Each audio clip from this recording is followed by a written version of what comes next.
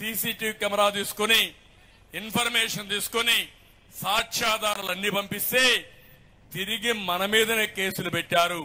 నేను కేంద్ర హోంమంత్రికి చెప్పా, అందరికీ చెప్పా, ఎలాంటి చర్యలు తీసుకోకుండా సఫర్ అయ్యాం. ఆ రోజు గాని ఈ ముఖ్యమంత్రి సమీక్ష చేసి డ్రగ్స్ ను నియంత్రణ చేసుంటే ఈరోజు గంజాయి వచ్చేదా తమ్ముళ్ళు అని మిమ్మల్ని అడుగుతున్నా, డ్రగ్స్ వచ్చేదే అని మిమ్మల్ని అడుగుతున్నా.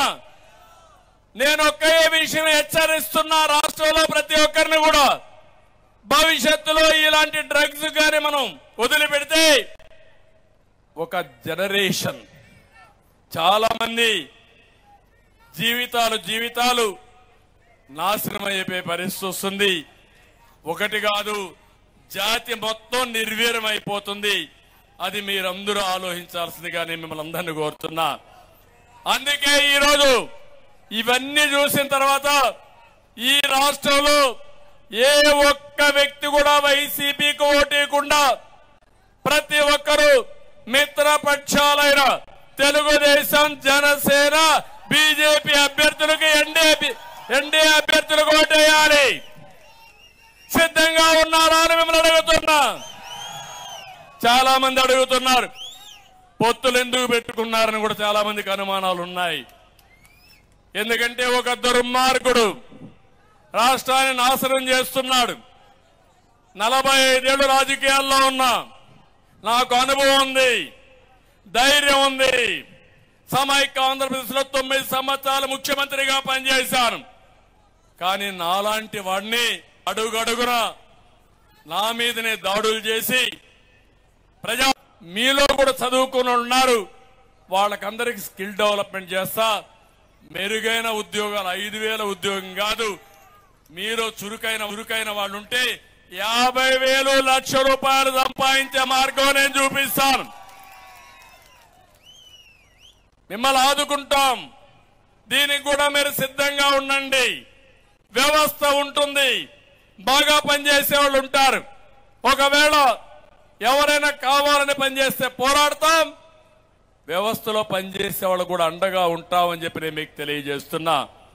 అదే సమయంలో ఈ 3 పార్టీలు కలిసినప్పుడు మీరు గుర్తుపెట్టుకోవాలి, 3 పార్టీల పొత్తులు అజెండా ఒకటే, రాష్ట్రాన్ని కాపాడుకోవాలి, ప్రజలు గెలవాలి, రాష్ట్రం నిలబడాలి.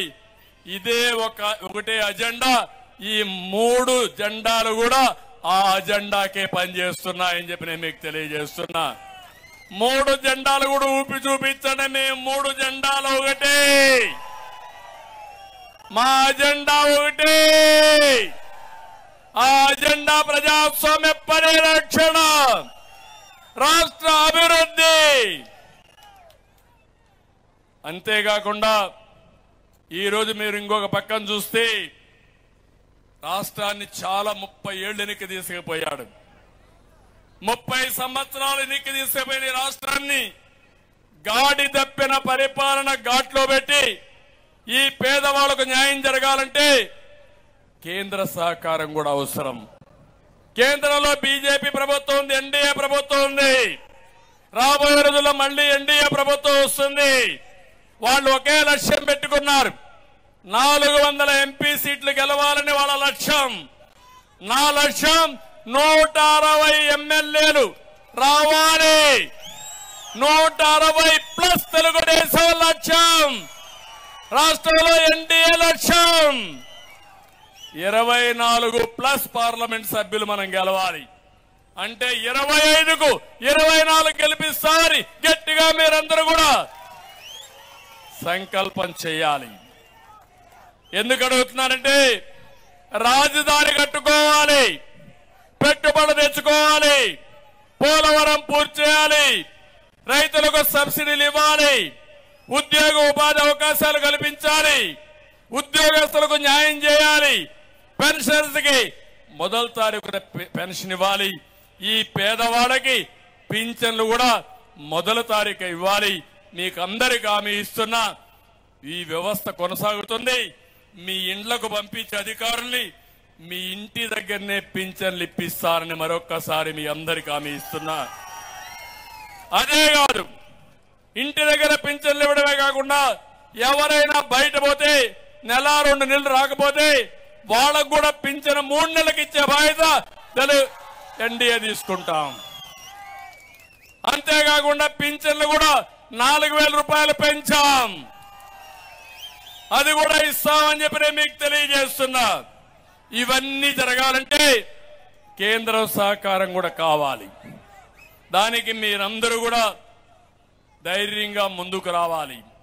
మళ్ళీ ఒక మాట చెప్తున్నాను, మాకు అధికారం ఇస్తే సహజ వనరుల దోపిడీ ఉండదు, ధరల బాధుడు ఉండదు, కక్ష రాజకీయాలు ఉండవు, ప్రజాస్వామ్యం పైన దాడి ఉండదు, వ్యవస్థ నిర్వీర్యం ఉండదు.